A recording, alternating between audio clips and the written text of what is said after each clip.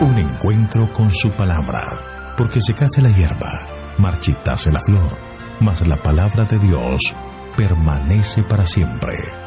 Con ustedes, el doctor José Ricardo Arias Quintero.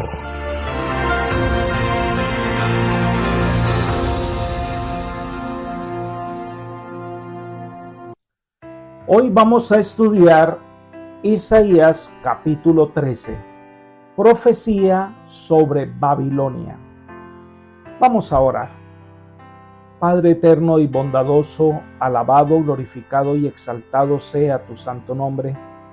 Te pedimos en este momento que nos acompañes con la presencia de tu Espíritu, que podamos aprender lecciones importantes de tu palabra, que podamos comprender cada vez más cuál es tu voluntad.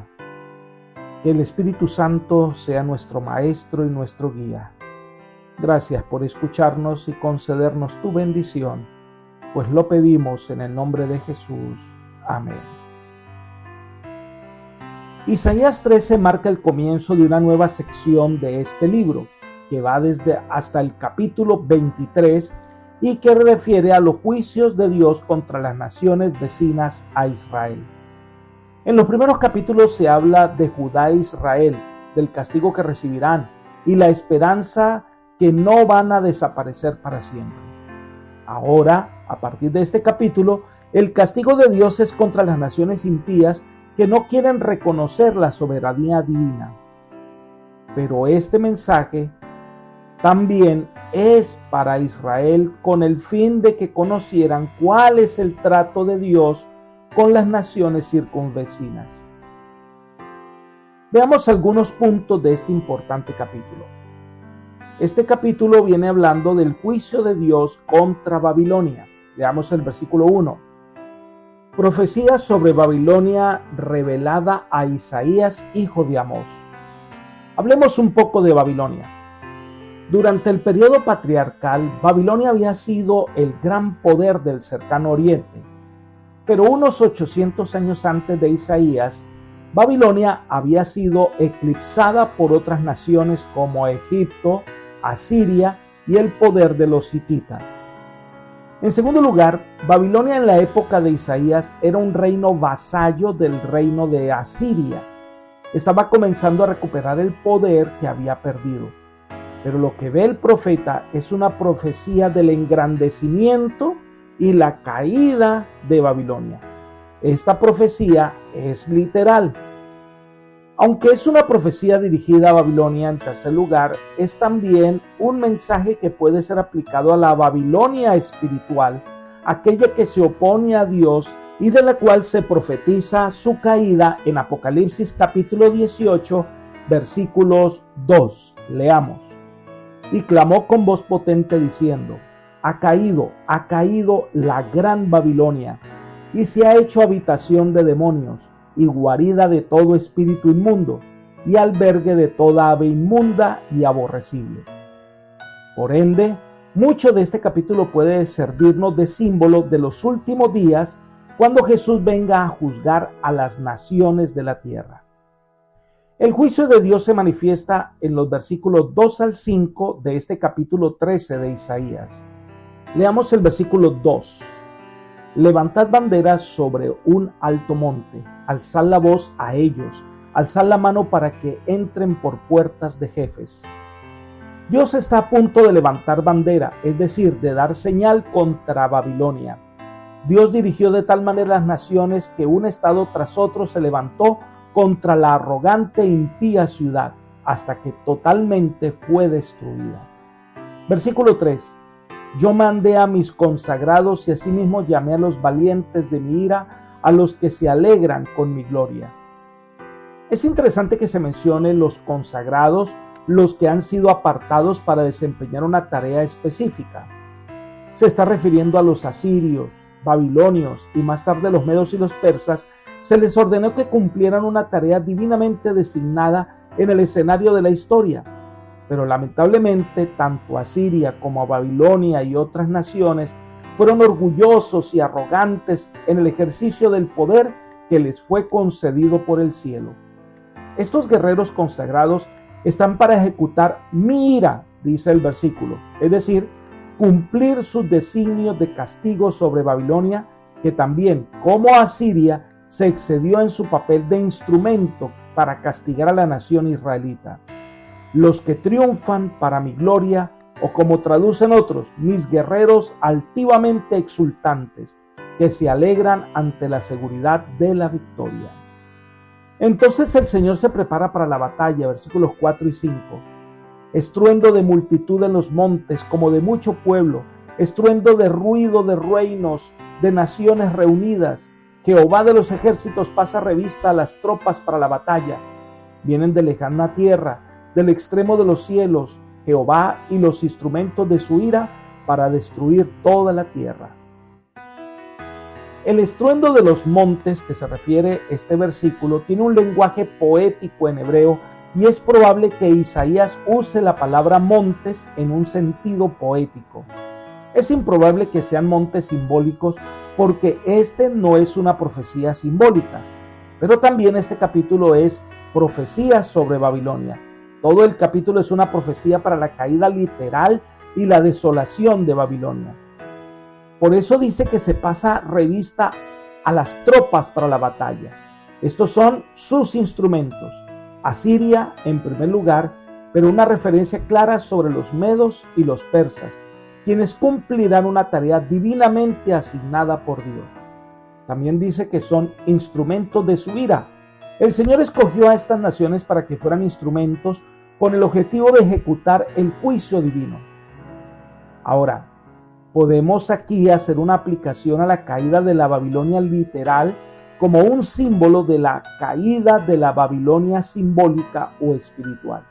Será el momento cuando Dios traiga su ejército para destruir a Babilonia en su segunda venida, donde la ira de Dios será consumada, destruyendo a todos los impíos. En los versículos 6 al 8 de este capítulo 13 de Isaías, describe adecuadamente que Dios vendrá a ejecutar su juicio y que los impíos aterrorizados no encuentran refugio en ninguna parte. Miremos el versículo 6. Aullad, porque cerca está el día de Jehová. Vendrá como devastación del Todopoderoso. Aquí encontramos una expresión significativa, el día de Jehová. Esta frase aparece 20 veces en el Antiguo Testamento y se emplea en relación con el castigo divino sobre una ciudad o una nación. Hay dos días, el día de salvación, los hombres y las naciones están libres de ejercer esa facultad que Dios le dio para elegir entre el bien y el mal, y entonces el segundo día que viene es el día de Jehová, que describe el fin del tiempo de gracia para esa nación y el Señor vendrá a ejecutar su juicio. El día de Jehová nunca aparece en las Escrituras como una ocasión cuando los hombres tendrán una segunda oportunidad para aceptar la salvación. Siempre y sin excepción, el día de Jehová es un día de juicio, un día de destrucción, un día de tinieblas. Este es un tremendo símbolo del día de Jehová que vendrá al final del tiempo de gracia y vendrá a ejecutar su juicio contra los impíos, como dice 1 Tesalonicenses capítulo 5, el verso 2. Porque vosotros sabéis perfectamente que el día del Señor vendrá así como ladrón en la noche. Pedro también lo describe en su segunda carta, capítulo 3, versículo 10. Pero el día del Señor vendrá como ladrón en la noche, en el cual los cielos pasarán con gran estruendo, y los elementos ardiendo serán deshechos, y la tierra y las obras que en ella hay serán quemadas. El día del Señor es el tiempo del fin, es el momento en que se ejecutará la sentencia divina. Sigamos leyendo la descripción que hace Isaías 13, ahora en los versículos 7 y 8. Por tanto, toda mano se debilitará y desfallecerá todo corazón humano. Se llenarán de terror, angustias y dolores se apoderarán de ellos. Tendrán dolores como de una mujer de parto. Se asombrará cada cual al mirar a su compañero. Sus rostros son como llamaradas. Esta es una descripción de un decaimiento. El verbo usado aquí significa relajarse, decaer, aflojarse. Esta condición de las manos refleja sentimientos de desánimo, descorazonamiento, impotencia o, como en este caso, desesperación. En estos momentos de desesperación o terror, los hombres dejan caer las manos en señal de impotencia. En Babilonia se experimentarán momentos de desánimo, de impotencia y desesperación. Entonces el miedo se apoderará de ellos. Cuando los hombres se miran despavoridos con los ojos desorbitados por el terror, el miedo se refleja en su vista con la intensidad de una llama. Esta descripción de los impíos en el día del Señor, según Isaías, pues nos habla también del día del Señor apocalíptico que podemos leer en Apocalipsis capítulo 6, donde los impíos le dirán a las rocas y las peñas que caigan sobre ellos y los esconden de la presencia de aquel que está sentado en el trono y del Cordero, porque el gran día de su ira ha llegado. ¿Y quién podrá permanecer en pie? Aquí se compara ese momento de sorpresa y dolor como cuando la mujer va a dar a luz. Pablo usa esa misma ilustración para describir el momento del juicio de las naciones. En 1 Tesalonicenses 5:3 dice que cuando digan paz y seguridad, entonces vendrá sobre ellos destrucción repentina como los dolores a la mujer encinta y no escaparán. Esta imagen con frecuencia representa una situación de gran angustia y dolor. Los hombres han tenido su tiempo de gracia y lo han desaprovechado. Cuando venga Jesús, ya no habrá tiempo para el arrepentimiento. Los versículos 9 al 13 de este capítulo es una descripción de la ira de Dios sobre Babilonia. Leamos el versículo 9. He aquí el día de Jehová viene, día terrible de indignación y ardor de ira, para convertir la tierra en soledad y raer de ella sus pecadores. El pecado no produce vida ni prosperidad, por el contrario produce desolación, ruina y muerte. El pecado fue lo que trajo desolación a estas naciones prósperas y ricas. Por otra parte, la destrucción del pecador no es, como piensan algunos, un acto arbitrario de Dios. La ira de Dios debe ser entendida en el marco de su justicia. No es una ira caprichosa ni basada en sentimientos humanos. La ira de Dios es un juicio contra el pecado y los pecadores. Ahora, Dios aborrece el pecado, pero ama al pecador y hace todo lo posible para que el pecador se arrepienta. Pero si éste no desea la salvación, pues para él vendrá la justicia de Dios, que no es esperanza, sino condenación. Los versículos 10 y 11 describen la razón del juicio de Dios para Babilonia, pero también en extensión para las naciones de la tierra. Por lo cual las estrellas de los cielos y sus luceros no darán su luz, el sol se oscurecerá al nacer y la luna no dará su resplandor. Castigaré al mundo por su maldad y a los impíos por su iniquidad. Haré que cese la arrogancia de los soberbios y humillará la altivez de los tiranos. Con frecuencia se describe que el grande y terrible día de Jehová viene acompañado de grandes manifestaciones sobrenaturales, entre ellas que las luminarias celestes retendrán su luz. Al hacer la aplicación al día final y a la destrucción final de la maldad, en Mateo 24:29 leemos: pero inmediatamente después de la tribulación de esos días, el sol se oscurecerá, la luna no dará su luz, las estrellas caerán del cielo y las potencias de los cielos serán sacudidas.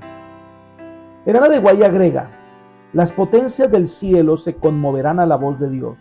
Entonces el sol, la luna y las estrellas se desquiciarán de su asiento. No se aniquilarán, sino que se conmoverán a la voz de Dios. Libro Primeros Escritos, página 41. Además, el texto nos dice que Dios es justo y no permitirá que la maldad de los hombres quede impune. Los pecadores deben entender que llegará el día en que ellos tienen que rendir cuentas. Sigamos con Isaías capítulo 13, ahora el versículo 12. Haré más poderoso que el oro fino al varón y más que el oro de Ofir al ser humano. La destrucción de Babilonia será tan terrible que la dejará despoblada totalmente, tanto que encontrar a un hombre será como encontrar oro en el desierto. Se dice que aquí se presenta a un remanente que escapará de la destrucción general. Por ser tan pocos, serán tan preciosos, serán escasos como el oro fino de Ofir. Versículo 13. Porque haré estremecer los cielos y la tierra se moverá de su lugar por la indignación de Jehová de los ejércitos en el día del ardor de su ira. Esta es una descripción de la caída final de la Babilonia literal, pero se aplica también a la destrucción en lo que será el tiempo del fin del mundo. Las escenas finales nos habla de los terribles cataclismos en los que la tierra tiembla ante la presencia del Señor. La siguiente sección de este capítulo 13 de Isaías nos habla de la destrucción que protagonizarán los medos y los persas, que será terrible, y se describe en los versículos 14 al 18, donde dice que todos van a morir. No se apiadarán de nadie, será totalmente arrasada. Veamos los versículos 14 y 15. Como gacela perseguida, como oveja sin pastor, cada cual mirará a su pueblo, cada uno irá a su tierra. Cualquiera que sea hallado será atravesado, y cualquiera que por ello sea tomado caerá a espada. Los impíos serán esparcidos como ovejas sin pastor. Como un animal asustado, estos hombres buscarán dónde esconderse, dónde buscar amparo y refugio, pero no lo hallarán. Finalmente serán alcanzados por las lanzas de sus enemigos. Así será en el día final. Los impíos no podrán esconderse del juicio divino. La crueldad será una realidad en su territorio, versículo 16. Sus niños serán estrellados ante ellos mismos, sus casas serán saqueadas y violadas sus mujeres. Esta es una escena terrorífica, pero Babilonia tenía prácticas terribles ante las naciones conquistadas y esas mismas crueldades serán una realidad en su caída. Versículos 17 y 18. He aquí que yo despierto contra ellos a los medos, que no se ocuparán de la plata ni codiciarán oro, con sus arcos derribarán a los jóvenes, no tendrán compasión del fruto del vientre, ni su ojo perdonará a los hijos. En la época de Isaías, Asiria era la nación fuerte que dominaba Babilonia. Los medos y los persas eran naciones insignificantes. Pero 100 años después, los medos y los persas se convierten en un imperio derrotando a Babilonia. No estaban interesados en la riqueza, ni en la plata, ni en el oro de Babilonia. Su interés era gobernar la tierra. Y esto ocurrió cuando Ciro logró derrotar a Babilonia. En los versículos 19 al 22 se habla de la grandeza de Babilonia. Miremos el versículo 19. Y Babilonia, hermosura de reinos, gloria y orgullo de los caldeos, será como Sodoma y Gomorra, a las que trastornó Dios. Aquí tenemos varios elementos que debemos considerar. Número 1. En la época de Isaías, la ciudad de Babilonia fue destruida por Sennacherib. Sin embargo, su hijo Esarhadón lo reconstruyó. Más tarde, bajo la dinastía de los caldeos, fue que alcanzó su majestad y con el gobierno de Nabucodonosor llega a ser la nación más rica y poderosa de la tierra. En segundo lugar, el texto nos dice que la destrucción que vendrá sobre Babilonia será como la de Sodoma y Gomorra, es decir, una destrucción total. No quedará nada sobre esta nación. La destrucción de Babilonia tardó muchos años, pero finalmente fue destruida y arrasada, y nunca más fue poblada, tanto que ha quedado desierta que ni los pastores llevan allí sus rebaños a pastar. Veamos el versículo 20. Nunca más será habitada, ni se morará en ella de generación en generación. No levantará allí su tienda el árabe, ni los pastores tendrán allí su majada. Recordemos que Babilonia era ciudad majestuosa, con unos muros inexpugnables, pero quedará desierta. Allí no se atrevía nadie a vivir, y muchos beduinos evitaban acampar en las ruinas de Babilonia por superstición. Ese arrogante imperio llegó a ser nada. Su majestuosidad estaba llena de la arena del desierto. Babilonia llega a ser habitación de animales salvajes, versículos 21 y 22. Sino que dormirán allí las fieras del desierto y sus casas se llenarán de hurones. Allí habitarán las avestruces y allí saltarán las cabras salvajes. En sus palacios aullarán las hienas y los chacales en sus casas de deleite. Su tiempo está a punto de llegar. No se prolongarán sus días. La ciudad asolada, en vez de ser habitada por hombres fuertes y mujeres hermosas, la habitarán las fieras del desierto. Ya no se escucharán la música de alegres fiestas babilónicas. Ahora se escuchará entre las ruinas de los palacios antiguos, lúgubres aullidos de las hienas y los chacanes. El fin de la orgullosa Babilonia es una realidad. Apreciado amigo y hermano, cuando Jesús venga a este mundo como lo conocemos ahora, será totalmente destruido. Leamos segunda carta del apóstol Pedro, capítulo 3, versículo 7, donde dice: pero los cielos y la tierra que existen ahora están reservados por la misma palabra, guardados para el fuego en el día del juicio y de la perdición de los hombres impíos. Sigamos con el versículo 10. Pero el día del Señor vendrá como ladrón en la noche, en el cual los cielos pasarán con gran estruendo, y los elementos ardiendo serán deshechos, y la tierra y las obras que en ellas hay serán quemadas. Las cosas por las que los hombres lucharon para crear sus grandes y portentosas riquezas serán quemados. Los placeres de este mundo y la maldad de este mundo será quemada. La tierra será destruida por el juicio de Dios. Pero de esa gran conflagración que habrá en el mundo, dice el versículo 3, pero nosotros esperamos, según sus promesas, cielos nuevos y tierra nueva, en los cuales mora la justicia. Dios nos ha dado este tiempo de gracia para aceptar su provisión de salvación, para que respondamos a su llamado y nos entreguemos a Él. Pero la Biblia dice que la paga del pecado es muerte. Al no aceptar a Cristo, nosotros tendremos que sufrir las consecuencias del pecado. Y el Cordero que quita el pecado del mundo será para algunos como el león airado. La gran realidad es que la salvación y la perdición es una decisión personal. Tu decisión es para que aceptes a Cristo como tu Salvador, y la esperanza de vida será tuya. Que el Señor hoy te guíe por sendas de paz y llene tu corazón del don de la salvación. Es mi oración por ti. Amén.